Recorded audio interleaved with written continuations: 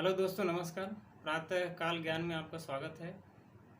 आज हम आपको बताएंगे कि सुखी जीवन जीने के लिए 5 कौन सी ज़रूरी चीज़ें होती हैं जो आप अपने जीवन में फॉलो करके अच्छा लाभ प्राप्त कर सकते हैं और एक सुखमय जीवन भी व्यतीत कर सकते हैं। तो इस वीडियो से आपको कुछ मोटिवेशन भी मिलेगा और नॉलेज भी मिलेगा। तो बने रहिए इस वीडियो पर। तो चलिए शुरू करते हैं।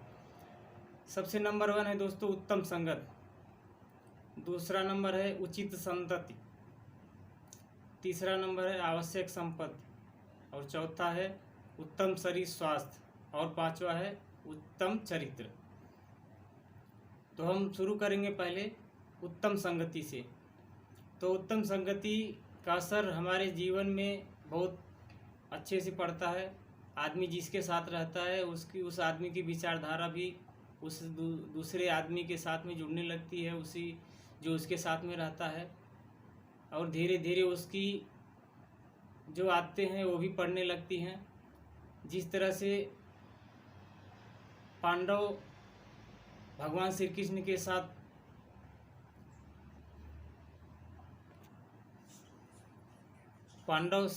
साथ रहते थे, तो उनके साथ में रहने से उनकी विजय हुई। वो सत्य के रास्ते पर चल रहे थे और वो भी सत्य के रास्ते, उनके साथ में रहने से सत्य का रास्ता उनको भी मिला। और आप जान सकते हैं कि जैसे कर्ण भी था, बलवान भी था, अच्छा वीर भी था, लेकिन गलत संगत होने के कारण वह मारा गया। और इसी प्रकार से संगत का असर पड़ता है। कोई कितना भी वीर हो, कुछ भी हो, लेकिन वो अपने संगत की असर पड़ता है और संगत के हिसाब से आगे का रास्ता बनता है। दोस्तों दूसरा नंबर है उचित संतति। तो उचित संतति का मतलब आप लोग जानते ही हैं। संतति का मतलब होता है संतान। संतति का मतलब होता है संतान, यानी उचित संतति। आपको जितना संतति बच्चे लग रहे हैं उतना ही बच्चे आप पैदा करें, उतना ही बच्चे रखें, आपका जीवन सुखी रहेगा। और संतान की संख्या कम से कम होना चाहिए, नहीं तो आदमी की पतन शुरू हो जाती है। कुछ लोगों की सोच ये ऐसे भी होती है कि ज़्यादा बच्चे होंगे तो हमारी ज़्यादा इनकम होगी और ज़्यादा हम विकास करेंगे। तो वो सोच बहुत से लोगों की गलत भी साबित हो जाती है। और उनको उचित शिक्षा और संस्कार नहीं दिए तो उनके लिए आगे जो ज़िंदगी चल रही है वो भी ज़्यादा दुखदायी हो जाती है। तो इसलिए उचित संतति रखें, संस्कारी संतति रखें और उनको संस्कार दें, उनको शिक्षा दें। तो दोस्तों ये हो गया 2 नंबर। अब बात करते हैं तीसरा नंबर की। मनुष्य जीवन में तीसरा नंबर है आवश्यक संपत्ति।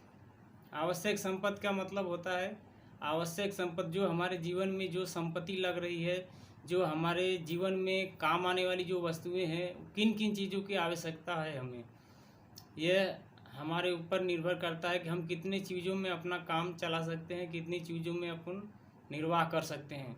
वैसे अपने मन की, जीवन की सोच का तो कोई अंत नहीं है। जितना भी ज़्यादा रहेगा उतना ही कम पड़ता है, और जितना ज़्यादा रहेगा उतना तनाव भी बढ़ता है। कम चीज़ों में सुखी भी रह सकता है आदमी। तो तीसरा नंबर है उचित संपत्ति। तो इसके चक्कर में दिन रात धन दौलत रुपए पैसे के बारे में आदमी सोचता रहता है, लेकिन उसे यह नहीं मालूम होता कि वास्तव में ज़रूरत के सामान हमें क्या चाहिए। दोस्तों सारी बात अपने सोच पर निर्भर करती है कि हम कितने में खुश रहते हैं। जैसे एक योगी होता है, योगी के पास तो कुछ भी नहीं होता है। जो संत महात्मा या योगी रहते हैं वैसे उनकी अलग अलग व्याख्या होती है। तो एक योगी होता है, उनके पास कुछ नहीं रहते हैं, सिर्फ कपड़े और छोटे मोटे से 2 एक सामान रहते हैं। तो उनके जीवन में उनके मन से, उनके शांति से सुख मिलता है। उनके धन से कोई उनका जो है लेना देना नहीं रहता। कम धन में, कम संपत्ति में भी उनका काम चल जाता है। उनकी सोच से अमीर रहते वो, उनके ज्ञान सबसे बड़ी चीज़ रहती।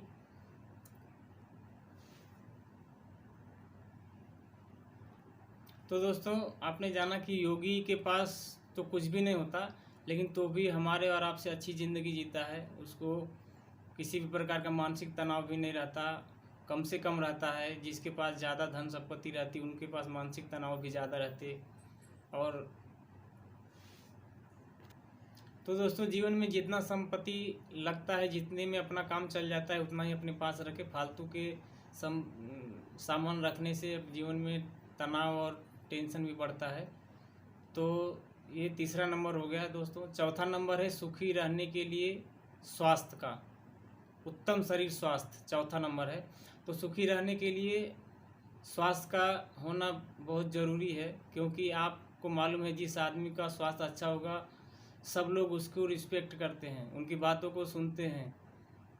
उत्तम स्वास्थ्य के लिए धन का होना ज़रूरी नहीं है, वो अपने ऊपर निर्भर करता है कि थोड़ा सा धन और समय खर्च करके अब उत्तम शरीर स्वास्थ्य को प्राप्त किया जा सकता है। और दोस्तों, आप लोग देखते होंगे कि ट्रेन में, बस स्टैंड में या कहीं भी समाज में जहाँ जिसके पास उत्तम शरीर स्वास्थ्य नहीं है उसकी कोई कदर नहीं है। लोग उसको समाज में कोई जगह नहीं देते। जिसके पास उत्तम शरीर स्वास्थ्य है उसके पास अक्ल कुछ भी न हो, लेकिन उसको लोग महत्व देते हैं, इज्जत देते हैं। उसको ही सबसे बड़ा ये मानते हैं, उसको अपना मेन चीज़ मानते हैं कि ये सबसे बड़ा है, शरीर में अच्छा है तो यही सबसे बड़ा होगा। लेकिन वैसा कुछ नहीं होता दोस्तों। लेकिन वो तो जो लोग मानते हैं वो मानते हैं, लेकिन अपने को स्वास्थ्य भी रखना अच्छा ज़रूरी है, लेकिन उतना भी ऐसा बड़ा शरीर का स्वास्थ्य नहीं होना जिससे बीमारियां भी फैल सके। स्वास्थ्य उचित अच्छा रहेगा, थोड़े टाइम भी अपना बचेगा, थोड़ा हर एक चीज़ के लिए अच्छा रहेगा।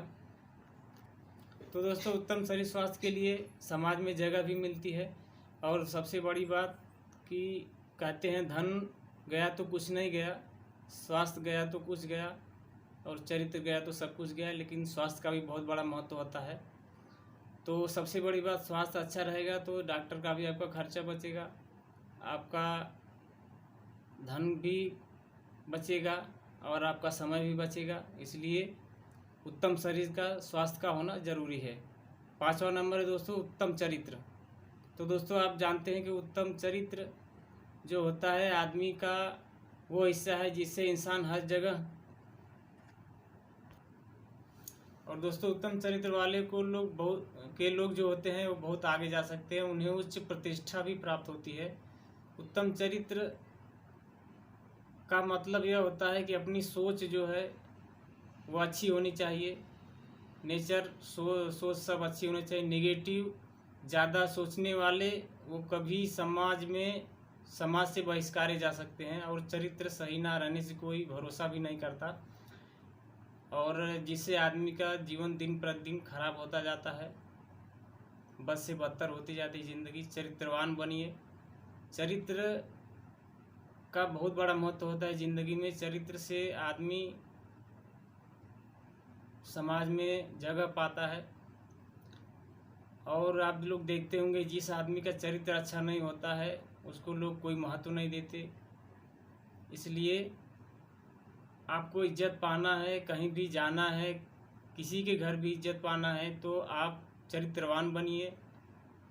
जहाँ जो जिस लायक जैसा व्यवहार करने लायक हो वहाँ वैसा व्यवहार कीजिए।